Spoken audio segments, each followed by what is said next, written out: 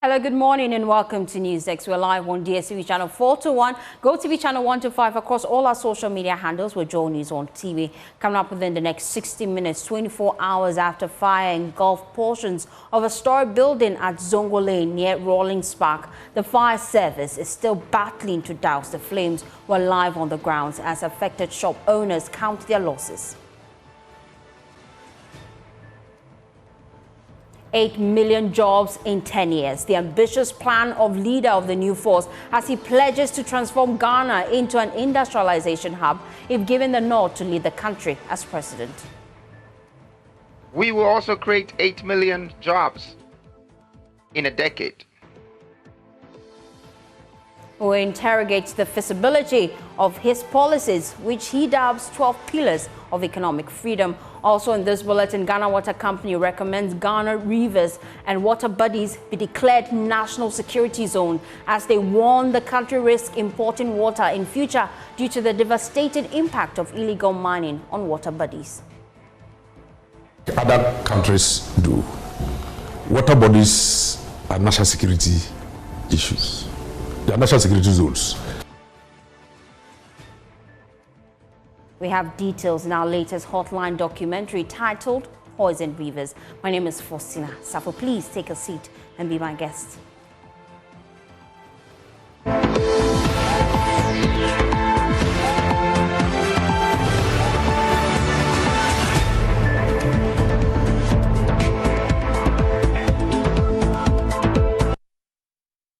Thanks for choosing us. Now we'll start with the Ghana Water Company because they are recommending that Ghana rivers and water bodies be made national security zones in order to protect them from illegal mining and other abuses. The country's rivers and water bodies are rapidly disappearing due to illegal mining. This devastating practice is escalating issues and has escalated to the point where the country's future access to clean water is in jeopardy, with fears mounting that Ghana could soon be forced to import water. In our latest Hotline documentary titled Poison Rivers, producer of the documentary, Richard Kodonyako, speaks with the managing director of the Ghana Water Company, Clifford Brimer. Here are excerpts of that documentary. Despite the odds, the Ghana Water Company perseveres. The treated water, painstakingly processed from the sludge, is finally pumped into the homes of hopeful residents. But the struggle is evident in every drop. The water, although clear to the eye, carries the heavy weight of a journey fraught with threats of contaminants. I think that, like other countries do, water bodies are national security issues. They are national security zones. If Water Resources Commission, though working in it, they are civilians, but it's under the Ministry of Defense. And let's test the resilience of our military and see whether that problem will not be resolved. As at now, yes, once in a while we bring them in to go on, but that's a flash, it goes off. But if you make it their responsibility and they cannot stop our water bodies to be polluted, how can they guarantee citizens that when there is an invasion of foreign forces, they will be able to stop them? And I believe strongly that if it becomes a national security issue, and Water Resources Commission, though it's a civilian department, but under the jurisdiction and supervision of the military or national security, I'm sure this still will give me 100 days. I'm sure it will be, because they will be marked by the quality of water. And I know the men. I know what they can do if given that responsibility. So I think that we've gotten to a stage where we need to be brute about it. We need to be truthful about it. We need to confront it head on. If we leave it in the hands of politicians, look, Mr. A will be saying, when you are come, I'll bring them back. Mr. B will say, when I come, I'll make sure they don't do it. And it becomes a game. But it's the politicians that control these. So that's what I'm saying. That so move it off their jurisdiction, under the jurisdiction of CDS, and see whether there will not be a change. For me, if given the opportunity, that's what I will.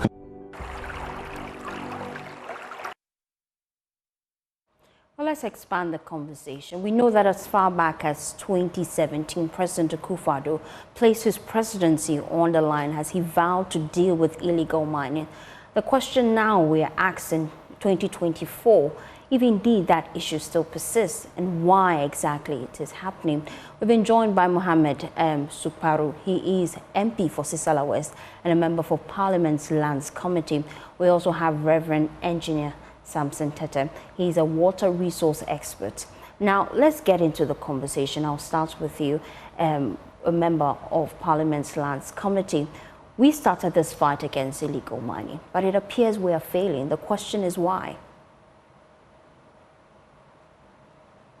Thank you for the opportunity given this morning to speak on this very important issue, and also use your platform to say good morning to the very students. Yes, it is very important and stakeholders for us to always comment on it, most especially that it has to do with our environment, our natural resources, and property that is our source of drinking water. This issue of Galamsey, I think right from 20, as you clearly stated, that when the president says that he was going to put his presidency of the line when it comes to Galamsey. What used to happen in 2029 today didn't well told. This has been is that it comes of fighting Galamsey. Why you come all the state and only talk when the action of when House President of President or Unfortunately, we're struggling to hear you. You would have to position rightly so that we can get your comments clearly. If you just tuned in, we're talking about the effects of illegal mining.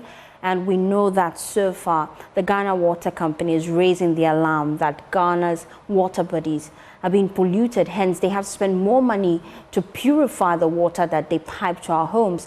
Now, they fear that in future, they may be forced to import water. And we've just been speaking to a member of the Mines Lands Committee in Parliament. I'm hoping I have better connection to you now. Please make your point. Unfortunately, we've lost him. Well, let's do some politics now. Leader of the new force.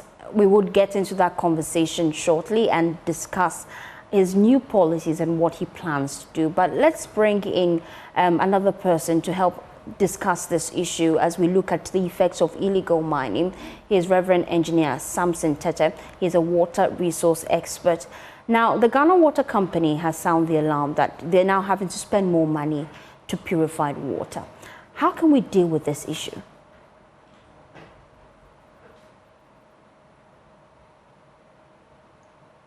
Thank you very much, and good morning to your cherished listeners.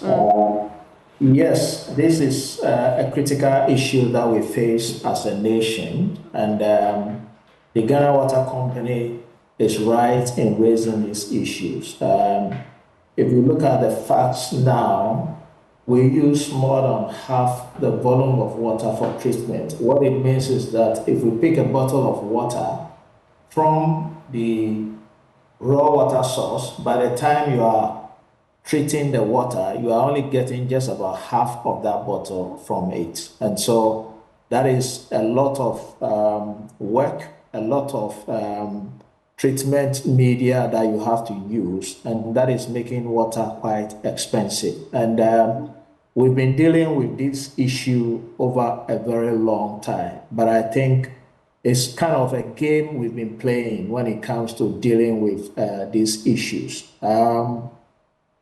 I just returned from Kumasi 2 days ago, and right by the main roadside, you see illegal mining Galamsey happening all over the place. And one wonders what we are doing as a nation when we say we are fighting Galamsey.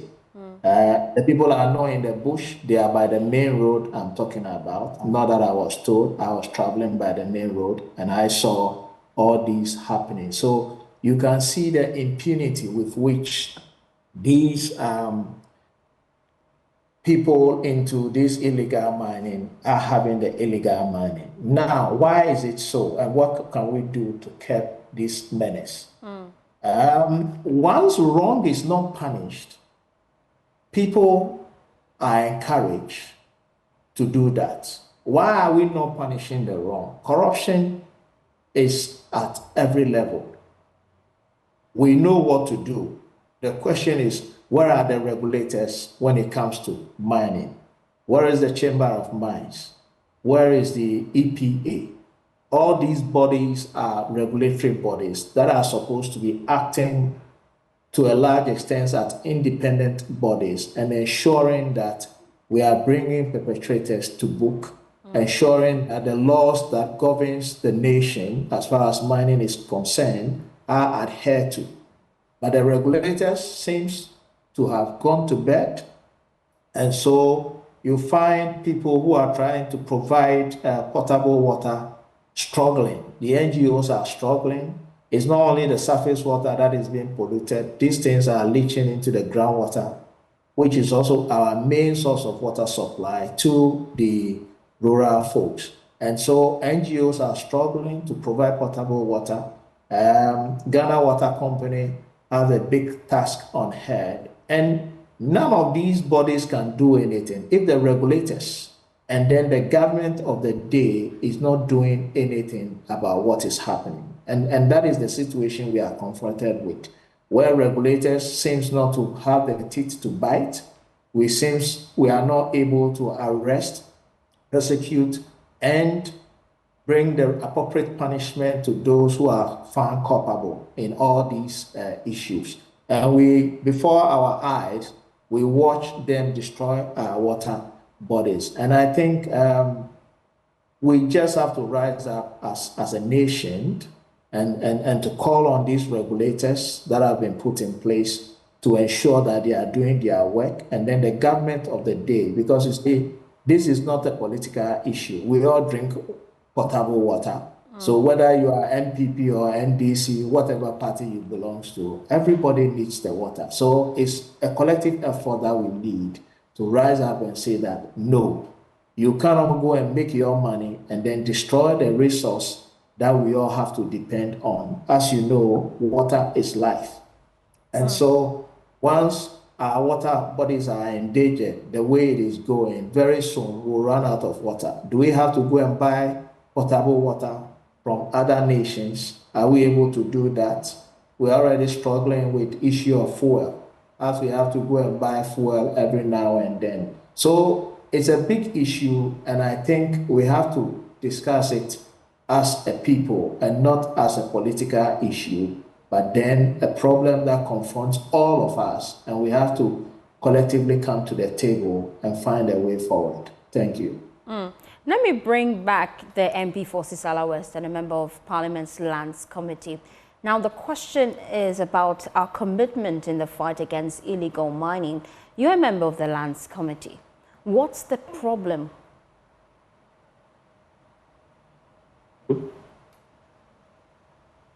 Hello? I'm hoping you can hear me loud and clear. Yeah, I can hear you loud and clear now. Great, Mohammed. So we're just finding out, because the concern being raised now by the engineer we just spoke to is about government's commitment to dealing with illegal mining. Unfortunately, we seem to have lost him there. If you just tune in, we're discussing the harmful effects of illegal mining on our lands. We have been speaking to Reverend Engineer Samson Tete. He's a water resource expert. We just tried to reach a member of the Lands Committee to try and understand government's fight against illegal mining and what they plan to do as we speak, some sort of commitment from stakeholders. Well, unfortunately, we've lost him. Let's go back to Engineer Samson Tete, a water resource expert, as we wrap up this conversation.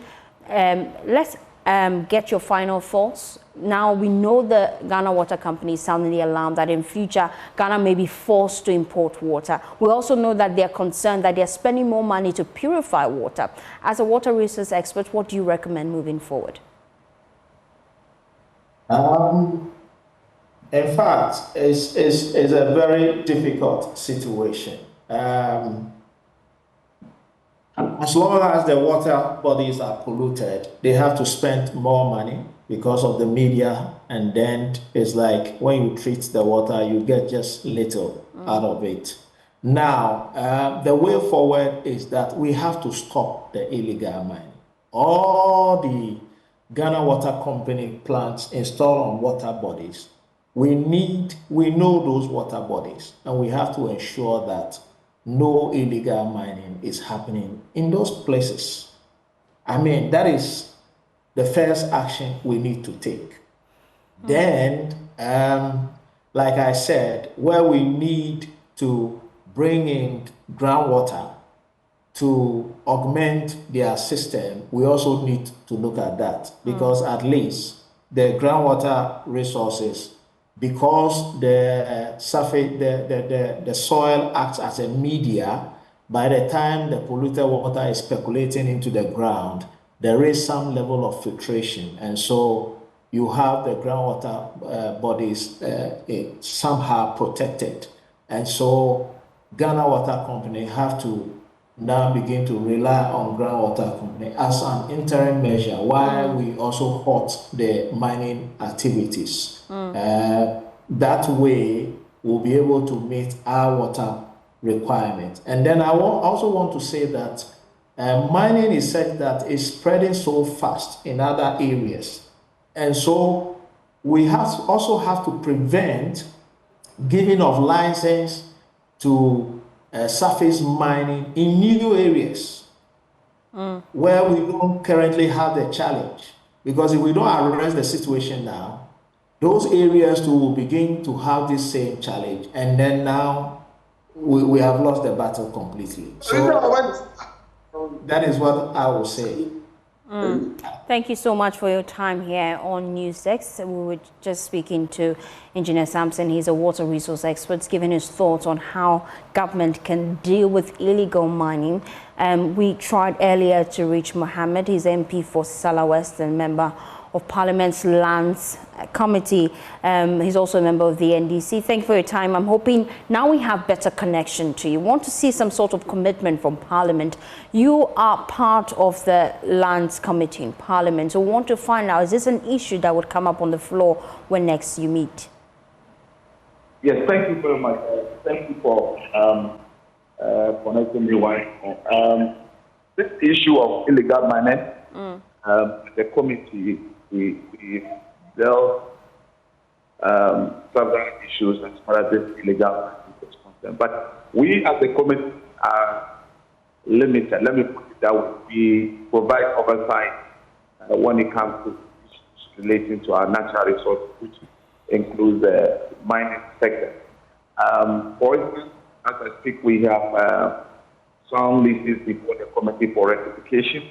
That is one the markets are brought before our committee. We can handle it as a committee.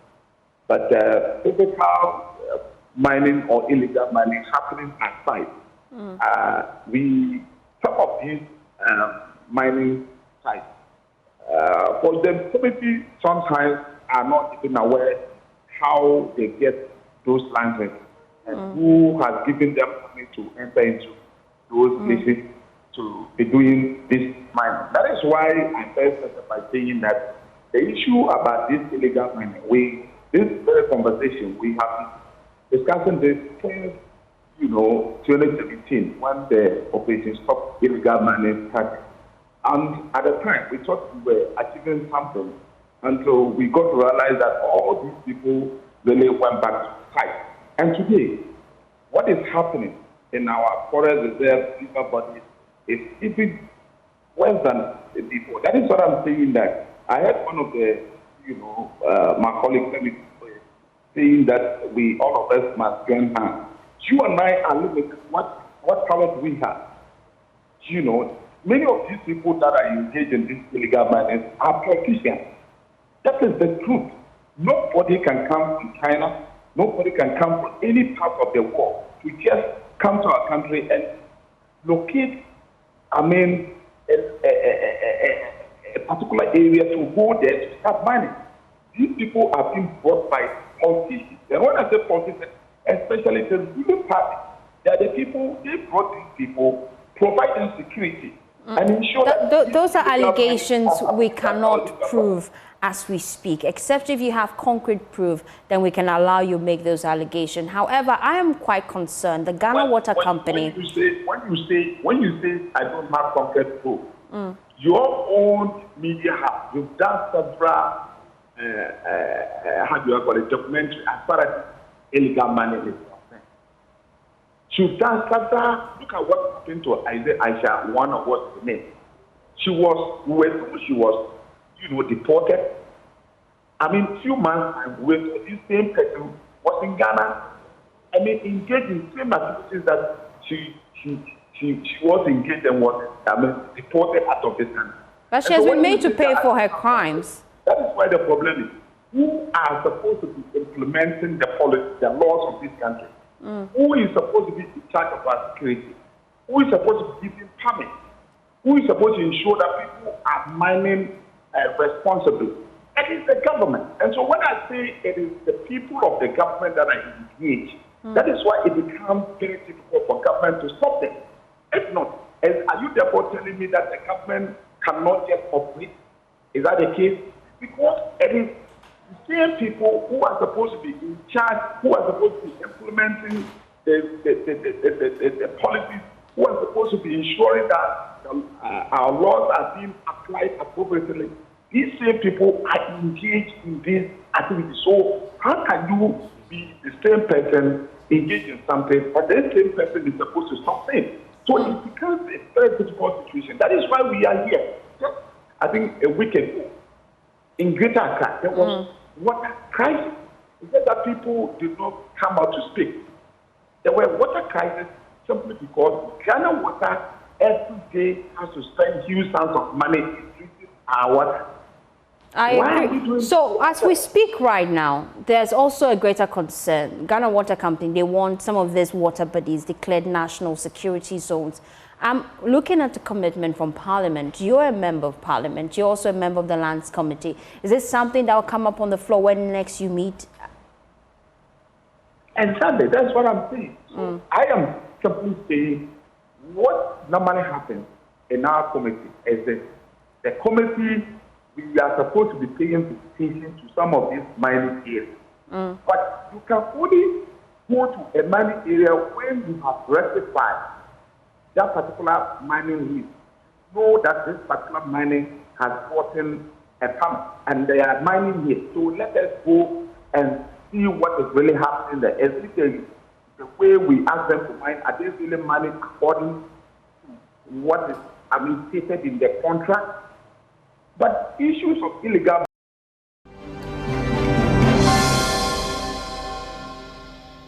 How feasible is this? Let's speak to a political scientist, Dr. Kwame Asante. Thank you for your time here on NewsDesk. You have listened to the major political parties, their manifesto, the NDC and the MPP. What's your thoughts about some of the key proposals that Nana Kwame Bediako is making? He says he wants to create just 12 ministries with 12 ministers and him as president. Do you think it can work?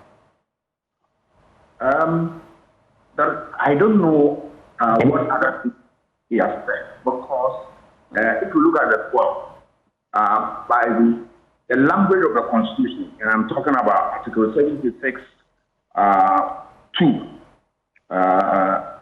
76, 1. Okay. It says that there shall be a cabinet which shall consist of president and vice president, not less than 10 and not more than 19 ministers. So 12 is within the range as specified by the Constitution. But the catch is that when you look at this and just oppose it on regional ministers, which is also a requirement, is he going to have different regional ministers? If he's going to create different ministers, which he has to, then obviously the number is going to go up. You have 12, but you are going to get 16 ministers.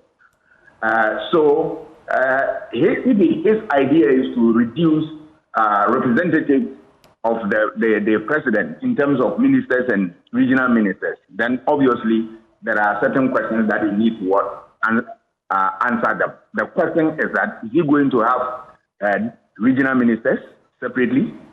Is he going to have deputy ministers? And these things need to come. He needs to come clean on this. If you want to work with the 12, fine. Cabinet by this article, he is okay. But if you want to really appoint regional ministers, he's going to also increase our, the purse. The state must cough up the money to finance. My view is that, look, 12 or 10 or whatever, I believe that we can run this country, both the ministry and the regional, the regions, by 19 ministers. My view is that if you select 19, one person would double as regional minister and a minister of state. So at the end of the day, you are going to have, for instance, Ashanti regional minister, who is at the same time a minister for, say, trade. Then you will be left with 3 more, because 16 ministers, 16 regional ministers, 16 ministers who double as well regional ministers. So 16, that 16 regional minister requirement is clear. Then 3 will be left. You give it to what? Very big ministries such as finance, and you find 2 more. Then you give it to an individual or individuals to handle that. That's it. And that is where I believe that then you are making do with what? Reduce numbers and all that. But if you tell me that you are going to have 12 ministers and you are going to have 16 ministers, I still believe that there is much work to be done. So we have 2 questions or 3 for him. He should tell us whether he's going to have deputies, whether he's going to have regional ministers. And regional minister, he has no choice. By constitution, he has to have a regional minister. Is he going to have that? And for this prescription I'm giving, the 19, you don't need any deputy minister. The chief directors are what? The movers and shakers of them. And that means that you need more public civil servants work things and then support them. And then the experienced one will come in and support the ministers in both the regions and then over the ministry. And then a gap will be created for more people to be employed, to be trained as well as civil servants. That is the way. Now, another key proposal he's making is that he wants to turn Senate into the nation's insurance fund. He proposes that with that fund, you can make claims every 5 years. With the back and forth about Senate into what? I missed the point. He wants to turn Senate into a nation's insurance fund, where you can make claims every 5 years. Now, we wanted to find out from you. You've been around for a long time. Do you think this is a feasible policy? I must say that I don't have competence in, pension and all that. So this one, I beg you, spare me that and talk to those who have expertise in this area. Sure. He's proposing 30% of everything extracted would go into Ghana's reserve. He wants to industrialize the country. Is this something that you think it could work? You see, for promises you can, but we should work the mathematics. You should come out with the mathematics of it. How much money is it going to cost the state to fund such a lofty idea? How is it going to, where is it going to derive the money from? And at what point the state will pay back, or the money is given to him on grant or what? These things must be spelled out clearly so that the voter knows clearly that if I give my mandate to this person, he's going to do A and C. The money comes from that source. And at the end of the day, that money is paid. We are not going to pay. At the end of the day, we are going to pay. And how are we going to get the money to pay that debt? And these are the things that we need. But of course, manifesto will not spell out all these things. Now that if you launch the manifesto, then we come in with what? All manner of questions to see whether yours is just a propaganda gimmick or is a real idea, or that will resonate into a policy and that will stand the test of time. And this is how we have to take the conversation to. We should not just accept the face of it that they are promising heaven and they will not be able to deliver. If you promise us, take us to that promised land and show us how we got there. And that is the way to. And that's what we'll do in subsequent bulletin. We're interrogating some of these policy proposals. But Doc, before we let you go, you have listened to the policy proposals for the NPP and the NDC, and now we have the new force. Which do you think is easier to achieve? All of them, they have said that they will be able to do them. So they must now begin to tell us how they are going to do. Take for instance, each of the dominant political parties, I'm talking about NPP, NDC, each of them trying to establish a specialized fund for effective, fine, brilliant idea. Where are you going to get the money? And how are you, execute that project? We want to know. All right, they've all promised free things. How are you going to finance that? In which part of the national kitty are you going to derive that money from? At whose expense and all that? We really want to see all those things, because that will now open the frontiers of your ideas for further interrogation, discussion, and analysis. So they have to tell us more. All of them were very quiet about the fact that we have also spent resources, huge resources, of course, to put up structures for ourselves. That is what? Affordable housing and all that. They are in the bush now. What are they talking about, the two parties? What are they talking about? Shadrach, does he also have something relative to that? We want to see and ensure value for money, because this thing costs a lot of money for the state. And remember, public policies are driven by what? State resources. So we can't let it go. We want to ensure value for money. So how are we going to what? Navigate that way? All these things must come out clearly. There are some of their policies, just on top of my head, that it's workable. There are some, that, hey, they don't have what it takes to go. Take the issue of corruption. Let's also place it at the doorstep of the MP. They are saying that they will fight corruption and all that. For me, it's an empty talk, because charity begins at home. Today, in spite of all the promises by the president, corruption is at the lowest ebb that it has soiled the reputation of the government. And Transparency International report comes in handy for us to what? Make ourselves, known, or we know about this issue. Transparency report is clear on that. And you realize that the government has failed ab initio against the fight against corruption. So what are they telling us now, Dr. Baumia? If you can do anything about corruption, it should be now. You shouldn't wait till he gets power. The government must put in, because he is not a spare driver. He is not a driver's mate. He's a spare driver. So he must be able to do something. Remember, corruption is also a factor that influences voter choices in this country. So you can't ignore it. And above all, it is an important governance indicator which must be addressed at all times, given the quantum of money that we lose through corruption every year. That GII, Ghana Integrity Initiative, have told us is over $3 billion. We are in IMF looking for $3 billion. And if we can face corruption, we can do ourselves good. So this is something, look at it, they all talk about environment. NDC talk about what? They will also make sure the environment is kept this and that. Look at the government talking about environment. But we are here, and we are seeing the devastation, nature of how environment is going down due to what? Galamsey activity. To the extent that now Cape Coast, Elimina, and surrounding communities are affected heavily by what? They are in crisis, water crisis there, due to what? This illegal mining. What has the government done? And you want to wait when to address this? That becomes a laughable statement to me. Because so you want to see more commitment to their manifesto promises?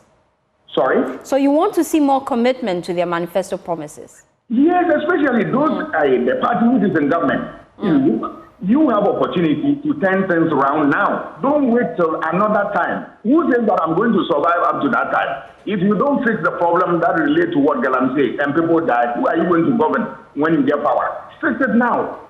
Fix it now. Those in opposition who want to come, tell us more important things as to how you want to fix it. Because when you were in office also, NDC, there were also issues of corruption. How did you deal with that? How different is it going to be your approach this time around when we give you the money? Convince us beyond reasonable doubt that you have what it takes, you have the magic wand to turn things around this time. Okay. You know, otherwise it becomes a mere propaganda. But for me, I am optimistic. Okay. I know that they have made all promises, and that is how campaign ought to be. But look, let's interrogate the issues. Interrogate we will. Dr. Asante, thank you so much for your time here on Newsdesk. He's a political scientist. Unfortunately, we've run out of time, but in subsequent bulletin, we'll interrogate the key policy proposals for the new force. You can share your thoughts with us on all our social media handles. We're Joy News on TV. Let's do some other stories now. The Tamale High Court in the Northern Region, presided over by Justice Richard, has ordered for a rerun of the Wale Wale New Patriotic Party primary. The judge who gave the ruling today, Monday, 2nd of September, said the full judgment will be read on the 12th of September 2024. This ruling comes barely a week for parliamentary and presidential aspirants to file their nomination for the December 7 election in line with the Electoral Commission timelines. Martina Bugri joins us live with more. Martina, what else can you report? So in court this morning, the defendant appeared that the plaintiff was not in court herself and her supporters, and those who represented her were in court.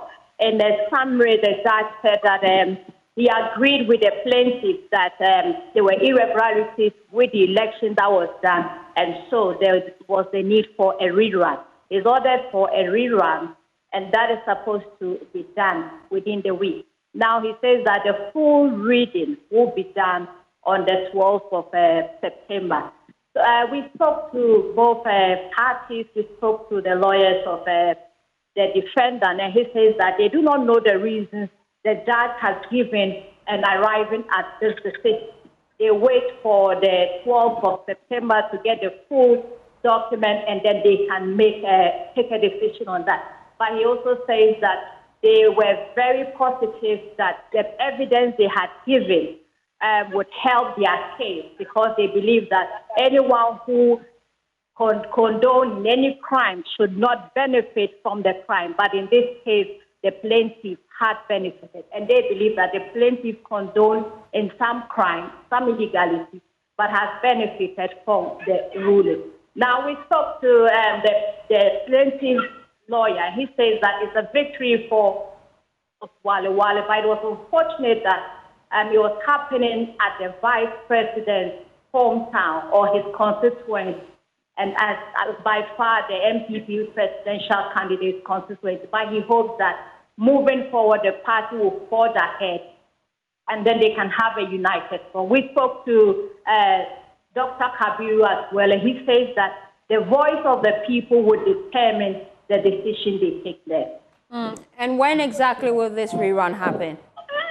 I didn't get that. When exactly would they hold this rerun? That was not mentioned. So it is left to the party to decide when this rerun will be done. Thank you, Martina Bugri, joining us there live from Tamale. You're watching Newsdesk. We'll be back with business news. Please stay tuned in.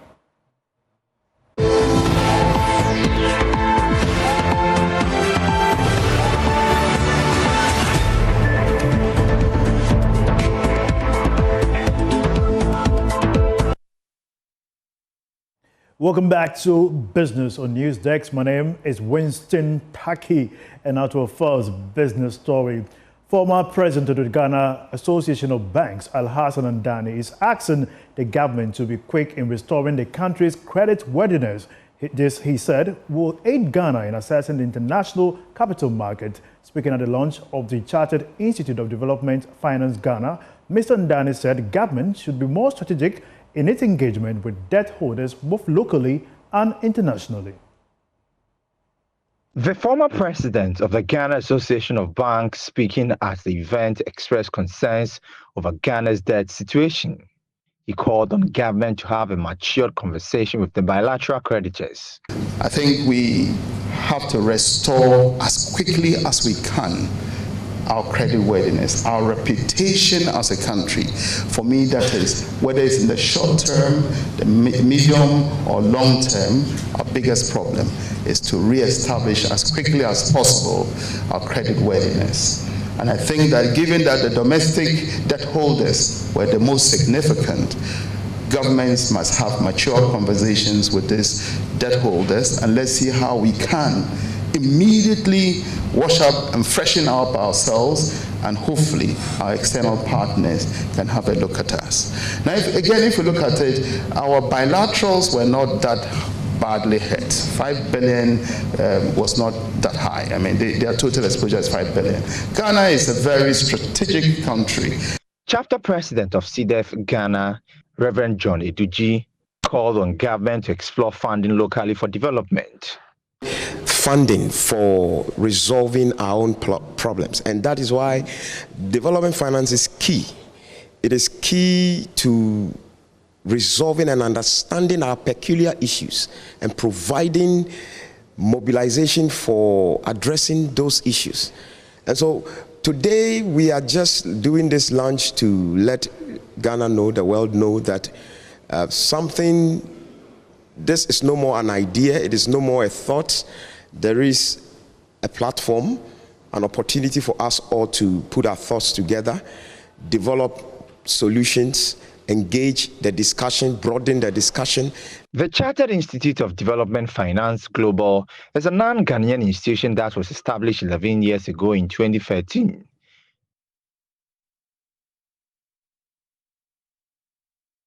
Moving on, one of the factors impeding revenue mobilization in the country is inability to capture those within the tax bracket.